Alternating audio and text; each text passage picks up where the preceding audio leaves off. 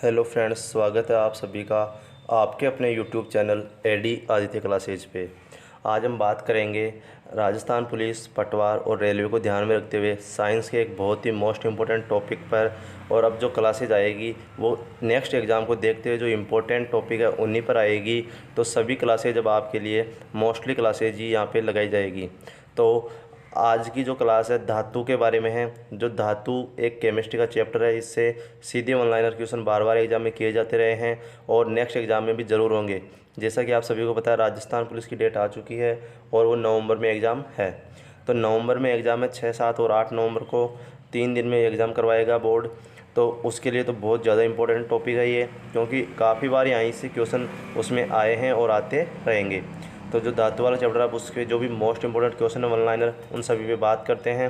तो आज की क्लास का जो सबसे पहला क्वेश्चन है वो है प्रकृति का सबसे कठोर पदार्थ, यानी कि सबसे कठोरतम पदार्थ कौन सा है? तो हीरा है। हीरा आप सभी जानते ही है, बहुत ही चमकीला पदार्थ है। ठीक है, तो जो हीरा है वो प्रकृति का सबसे कठोरतम पदार्थ माना गया है। ठीक है, सबसे कम विद्युत सुचालक धातु, विद्युत सुचालक यानी जो अपने में से विद्युत को जाने दे या उसको रास्ता प्रदान करे, विद्युत को प्रवाहित होने दे, उस धातु का नाम है सीसा, जो कि सबसे कम विद्युत की सुचालक धातु है, जो कि बहुत कम उसमें से प्रवाहित होने देती है। नेक्स्ट है सबसे भारी धातु। तो सबसे भारी धातु है ओस्मियम, यानी जिसका वजन अधिकतम है, जिसका वजन सबसे अधिकतम है वो है ओस्मियम। ठीक है, सबसे हल्की धातु, तो जो जिसका वजन सबसे न्यूनतम है वो है लिथियम। तो सबसे भारी धातु ओस्मियम, सबसे हल्की धातु लिथियम। ठीक है, सबसे कठोर धातु वो है टंगस्टन। टंगस्टन का जो संकेत है वो भी एग्जाम में पूछा जा सकता है और पूछा भी गया है कि टंगस्टन का संकेत होता है, तो टंगस्टन को टी से ना दिखाकर डब्लू से दिखाया जाता है। ठीक है, और जो टंगस्टन है उसका उपयोग किया जाता है तार बनाने में। जैसे कि बल्ब होता है तो बल्ब का जो फिलामेंट बना होता है अंदर वाला, वो टंगस्टन का ही बना होता है। ठीक है, सबसे महंगी तथा सबसे कठोर कृत्रिम धातु प्लेटिनम है।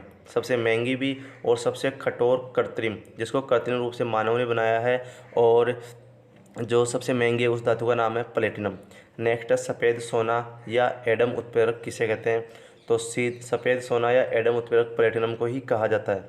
ठीक है, आशा की धातु, आशा की धातु उसको बोलते हैं यूरेनियम को। यूरेनियम जो धातु है उससे काफ़ी आशाएँ हैं, इसका अलग अलग उपयोग करने के पर्पज़ से। तो जो आशा की धातु की संज्ञा दी गई है उस धातु का नाम है यूरेनियम।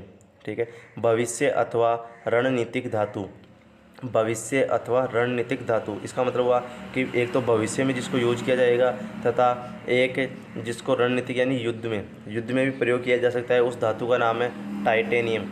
और टाइटेनियम एक बहुत ही फेमस जहाज़ भी हुआ जो कि डूब गया था। तो टाइटेनियम उस धातु का नाम है जिसको भविष्य अथवा रणनीतिक धातु की संज्ञा दी गई है। तो अब तक मैं आपको 9 ऐसे क्वेश्चन बता चुका जो एग्ज़ाम में पूछे गए हैं और बार बार पूछे जाएंगे। ये रिपीटेड क्वेश्चन होते हैं बार बार, तो इनको अच्छे से नोट कर लीजिए और सीधे ही एग्ज़ाम में यहाँ से क्वेश्चन आएगा।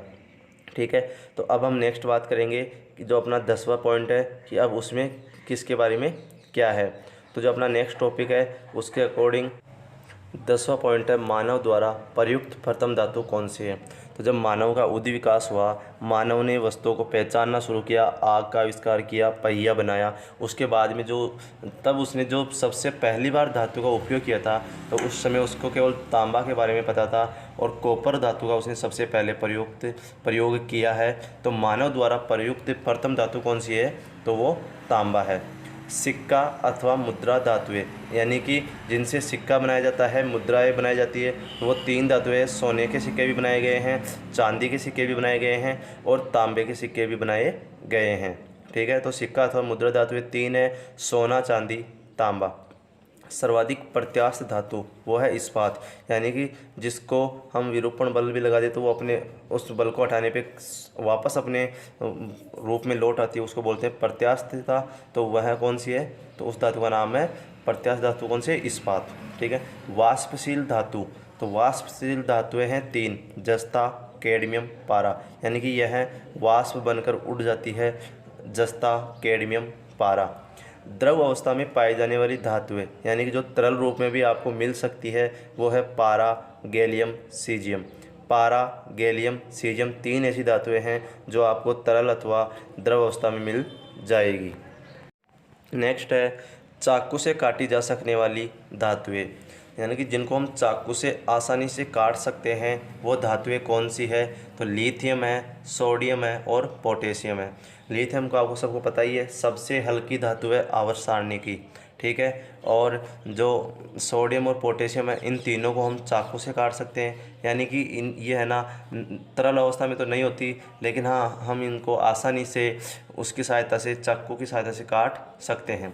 16 पॉइंट है मोम में लपेट कर रखी जाने वाली धातुएं या वायु से क्रिया करने वाली धातु, यानी कि जिनको मोम में लपेट कर रखा जाता है उनको हम सामान्य तापरे से नहीं रख सकते, अथवा वो वायु के संपर्क में आएगी तो कुछ ना कुछ क्रिया कर लेगी, तो वो है लिथियम और पोटेशियम। 2 ऐसी धातुएं हैं जिनको अगर हम वायु के संपर्क में छोड़ देंगे तो वह उनके साथ कुछ ना कुछ क्रिया करके कुछ अलग ही प्रोडक्ट बना सकती है। मुट्ठी में बंद करने पर वाष्प में बदलने वाली धातुएं, तो मुट्ठी में बंद करने पर जो वाष्प में बदलने वाली धातु है, एक तो है सीजियम और एक है गैलियम। और सीजियम आवर्त सारणी का सबसे ज़्यादा आकार वाला तत्व है, ठीक है। समुद्र के पानी में पाई जाने वाली धातु, तो जो समुद्र का पानी हम देखते हैं उसमें लवण होते हैं, और जो लवण है उसमें मैग्नीशियम पाया जाता है, क्योंकि जो समुद्र है उसमें जो नदियाँ अपना पानी बहा कर लेकर आती है तो वो साथ में काफ़ी सारे अवसाद लेकर आती है, काफ़ी कचरा वगैरह होता है, तो उनमें सब में मैग्नीशियम पाया जाता है। और इसीलिए बोलते हैं कि समुद्र के पानी में पाई जाने वाली धातु कौन सी है, उसका नाम है मैग्नीशियम। मैग्नीशियम धातु समुद्र के पानी में पाई जाती है।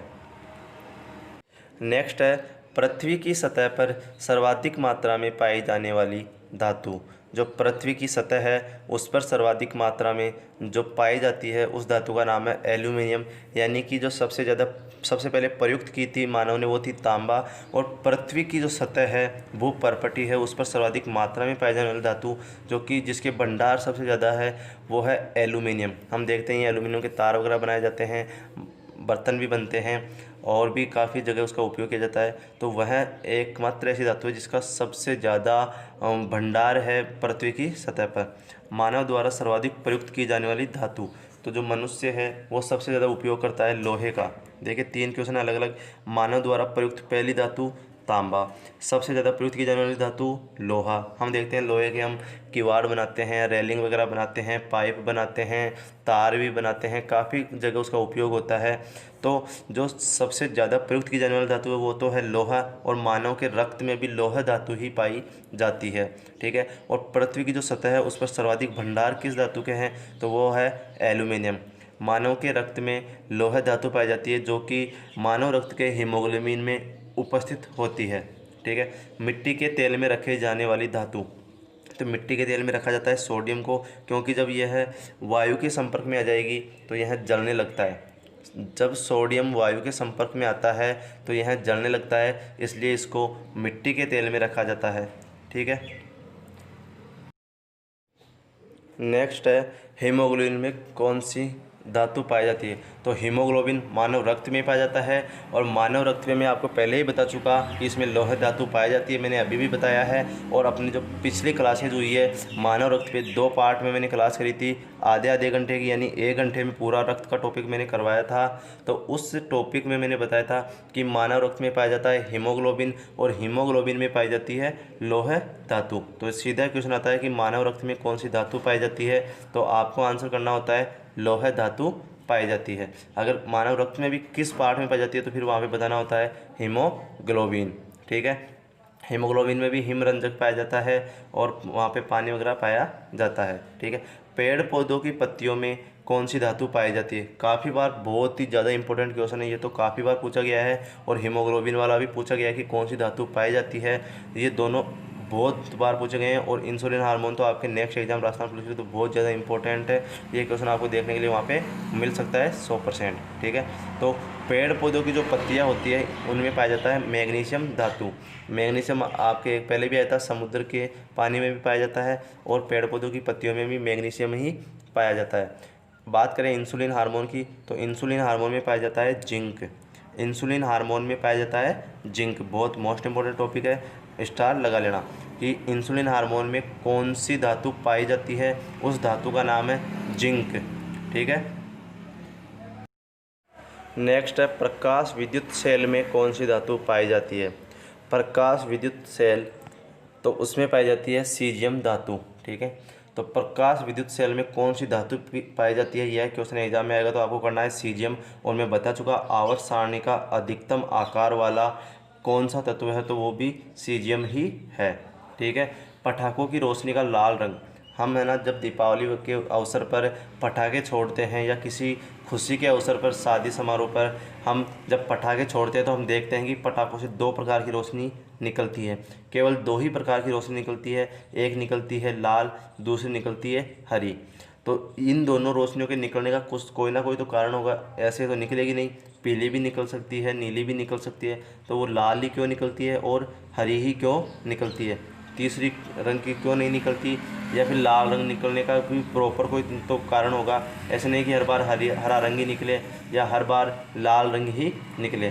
तो इनके लिए इसमें जो तत्व मिलाए जाते हैं जिनके यौगिक से मिलकर पटाखों का निर्माण होता है, तो जो पटाखों की रोशनी का लाल रंग है उसके लिए उत्तरदायी होता है स्ट्रोंशियम। एक स्ट्रोंशियम तत्व पाया जाता है जिसको कि पटाखे बनाते समय उसमें उसको डाला जाता है, जिस कारण पटाखों की रोशनी का लाल रंग निकलता है, ठीक है। और हरे रंग के लिए उसमें डाला जाता है बेरियम। एक तो बेरियम होता है और एक होता है स्ट्रोंशियम। जब इन दोनों को डाला जाता है तो जब बेरियम डाला गया है तो हरा रंग निकलेगा, और अगर स्ट्रोंशियम का उपयोग किया गया है तो वहाँ पे लाल रंग निकलेगा, ठीक है। और पटाखों के लिए जो प्रसिद्ध जगह है वो है शिवकाशी, और वो है तमिलनाडु में। तमिलनाडु का जो शिवकाशी है वहाँ पे पटाखा उत्पादन बड़े स्तर पे किया जाता है, सबसे ज़्यादा पटाखा वहीं बनाया जाता है, इस कारण उसको पटाखा सिटी भी बोल सकते हैं। और जो क्या बोलते हैं, तो शिवकाशी प्रसिद्ध है। और कौन सा राज्य, तो वो है तमिलनाडु। तो तमिलनाडु का शिवकाशी प्रसिद्ध है पटाखा उत्पादन के लिए, और लाल रंग के लिए उत्तरदायी है स्ट्रोंशियम, हरे रंग के लिए उत्तरदायी है बेरियम। पृथ्वी की सतह पर पाई जाने वाली तो सबसे ज़्यादा जो धातु है वो मैं बता चुका आपको एल्यूमिनियम है। लेकिन अब बात करेंगे कि मानव शरीर में सर्वाधिक मात्रा में कौन सी धातु पाई जाती है। तो काफ़ी बार एग्जाम में बहुत ज़्यादा पूछा गया है, इसको रेलवे ने काफ़ी बार पूछा है, बार बार पूछा है कि मानव शरीर में सर्वाधिक मात्रा में कौन सी धातु पाई जाती है, कौन सी धातु उपस्थित होती है। तो जो मानव शरीर है उसमें हम देखते हैं कि हम पूरे दिन और रात को लगातार श्वसन क्रिया करते रहते हैं, उसमें हम O2 को ग्रहण करते हैं और H2O को मुक्त करते हैं। तो जो O2 है उसी के कारण जो O2 ग्रहण कर रहे हैं तो उसके जो ऑक्सीजन है वो मानव शरीर में सर्वाधिक मात्रा में पाई जाती है। बिजली की इस्त्री को गर्म करने के लिए आवश्यक धातु कौन सी है। बिजली की इस्त्री से मतलब वह प्रेस, जो आप कपड़ों पे प्रेस करते हैं, तो जो वो प्रेस है उसको गर्म करने के लिए भी कोई तो धातु उसमें यूज की जाती होगी, जिसके कारण वो गर्म होती है। तो हम देखते हैं कि नाइक्रोम का उसमें यूज किया जाता है बिजली की इस्त्री में, ठीक है। सबसे अधिक इलेक्ट्रॉन बंधुता वाला तत्व है, यानी कि जो सबसे ज़्यादा इलेक्ट्रॉन बंधुता का गुण रखता है, क्रिया करता है, इलेक्ट्रॉन्स का साझा करता है, एक दूसरे के साथ इलेक्ट्रॉन के बॉन्ड बनाता है, उस तत्व का नाम है क्लोरीन। सबसे अधिक इलेक्ट्रॉन बंधुता वाला तत्व आवर्त सारणी का वो है क्लोरीन, ठीक है। नेक्स्ट बात करें कि सबसे अधिक विद्युत ऋणात्मकता वाला तत्व कौन सा है, तो वो है फ्लोरीन। फ्लोरीन तत्व की विद्युत ऋणात्मकता अन्य सभी तत्वों से अधिकतम होती है, मैक्सिमम होती है। आवर्त सारणी का जो फ्लोरीन तत्व है उसकी विद्युत ऋणात्मकता सभी तत्वों में, अब तक ज्ञात सभी तत्वों में सबसे मैक्सिमम होती है। तो एग्जाम में बार बार पूछा गया है कि सर्वाधिक विद्युत ऋणात्मकता वाला तत्व कौन सा है, तो उसका नाम है फ्लोरीन, ठीक है। सबसे अधिक ऑक्सीकारक कौन है, तो वो भी फ्लोरीन ही है। सबसे अधिक ऑक्सीकारक, तो उस तत्व का नाम भी क्या है, फ्लोरीन। अब बात करें सर्वाधिक घनत्व वाली धातु के बारे में, ठीक है। तो अगर ठोस रूप में बात की जाए तो मैंने बताया था कि सबसे जो ज़्यादा वजन वाली सर्वाधिक भार वाली धातु है, वजन वाली, उसका नाम है ओस्मियम। यानी जिसका भार अधिकतम होगा तो उसके जो कण है वो भी ज़्यादा पास में होंगे, उनका अंतर आणविक बल ज़्यादा होगा, तभी उसमें वजन ज़्यादा होगा। हम देखते हैं कि एक ही आकार की अगर दो वस्तुएं लेते हैं तो एक में वज़न ज़्यादा है और एक में कम है। इसका मतलब होता है कि जिस वस्तु में वज़न ज़्यादा है उसके अणुओं के मध्य अंतर आणविक बल ज़्यादा है, वो ज़्यादा पास पास है, और जिसके अंदर कम है तो उसमें जो अंतर आणविक बल है वो कम होता है। एग्जाम्पल के लिए हम देख सकते हैं, एक तो टेनिस बॉल होती है और एक होती है क्रिकेट की बॉल। जब हम दोनों हाथों में लेते हैं तो एक हाथ में वज़न ज़्यादा होता है और एक में कम होता है, यानी कि टेनिस की गेंद क्रिकेट की बॉल की अपेक्षा हल्की होती है। उसका कारण है कि उसके जो अंतराणविक बल है वो है कम है, किसके बजाय जो क्रिकेट की गेंद है उसके बजाय टेनिस की बॉल में अंतराणविक बल कम होता है। ठीक है, तो जो ठोस रूप है उसमें तो जो सर्वाधिक घनत्व वाली धातु है उसका नाम है ओस्मियम, और द्रव रूप में जो पाई जाने वाली धातु है पारा, उसमें घनत्व उसमें सर्वाधिक होता है। द्रव धातुओं में तो कुछ धातुएं होती है जो द्रव रूप में पाई जाती है, मैंने बताया था आपको पारा, गैलियम, सीजियम, ये द्रव अवस्था में भी पाई जाती है। तो सर्वाधिक घनत्व की बात की जा रही है तो यहाँ पे दो चीज़ है, अगर ठोस रूप में पूछा जाए तो ओस्मियम आंसर करना है, और अगर द्रव रूप में पूछा जाए तो पारा आंसर करना है। अगर दो ऐसे ना दे कि ठोस रूप में या द्रव रूप में, तो आपको या तो ओस्मियम मिलेगा या फिर पारा ऑप्शन में मिलेगा, और अगर दोनों ऑप्शन मिल जाए तो फिर आपको ओस्मियम ही करना है। ठीक है, आज का लास्ट क्वेश्चन है 34 नंबर का कि सबसे कम गलनांक वाली धातु कौन सी है। सबसे कम गलनांक वाली धातु मरकरी होती है, जिसका कि प्रतीक होता है Hg। मरकरी जो धातु है उसका गलनांक सबसे कम होता है, और जो इसका प्रतीक है वो होता है Hg। और आपको पता है मरकरी को हम बोलते हैं पारा। मरकरी को क्या बोला जाता है, तो पारा बोला जाता है। और पता ही है कि पारे का उपयोग किया जाता है थर्मामीटर में किया जाता है। जो हम देखते हैं कि जब हमारा तापमान चेक करता है कौन, डॉक्टर, तो जो उसके पास थर्मामीटर होता है उसमें वो पारा ही भरा हुआ रहता है। ठीक है, तो सबसे कम गलनांक वाली धातु कौन सी है, पारा है। ठीक है, आज मैंने बताया है आपको 34 क्वेश्चन ऐसे बताए हैं जो जहाँ से बार बार क्वेश्चन पूछे गए हैं, पूछे जाएंगे और पूछे जाते रहेंगे। ठीक है, तो इनको ध्यान रखना है। नेक्स्ट सभी एग्ज़ाम के लिए इम्पोर्टेंट है। मैं ये नहीं बोल रहा कि केवल राजस्थान पुलिस के लिए इम्पोर्टेंट है, ये राजस्थान पुलिस भी के लिए भी इम्पोर्टेंट है, तो रेलवे के लिए भी इम्पोर्टेंट है। और रेलवे का तो आपको सभी को पता है कि काफ़ी सारे पेपर बनेंगे, तो वहाँ पे तो ये पूरे के पूरे क्वेश्चन ही यहाँ से कम 5-10 क्वेश्चन भी रिपीट हो सकते हैं। अलग अलग शिफ्ट में काफ़ी सारे पेपर बनेंगे, काफ़ी लंबा एग्ज़ाम चलेगा 2-2.5 महीने, तो वहाँ पे उसके पास क्वेश्चन भी तो होने चाहिए, तो वो यहाँ से क्वेश्चन ज़रूर करेगा। तो उसके लिए तो आपको ध्यान में रखना ही है एनटीपीसी और डी ग्रुप के लिए। ठीक है, और पटवार में भी यहाँ से क्वेश्चन ज़रूर आ सकता है और आते रहे हैं, तो आपको पूरे क्वेश्चन ध्यान रखना है, इनकी स्टडी करनी है और इनको लिख लेना। बहुत ही मोस्ट इंपॉर्टेंट टॉपिक है, पूरी लिस्ट मैंने आपको यहाँ पे बता दी है, एक जगह लिख लो और 1-2 बार जब आप इसको पढ़ोगे तो आपको याद हो जाएंगे। ठीक है फ्रेंड्स, तो एग्ज़ाम की तैयारी करते रहिए। राजस्थान पुलिस का एग्ज़ाम भी आ चुका है, वो तो बिल्कुल नज़दीक ही है, अब आपके पास टाइम नहीं बचा है, तो आप कंटिन्यू स्टडी करते रहिए। और इम्पोर्टेंट टॉपिक्स यहाँ पे आपके लिए डाले जा रहे हैं लगातार। अभी मैंने कुछ दिन पहले डाला था दिवस और थीम।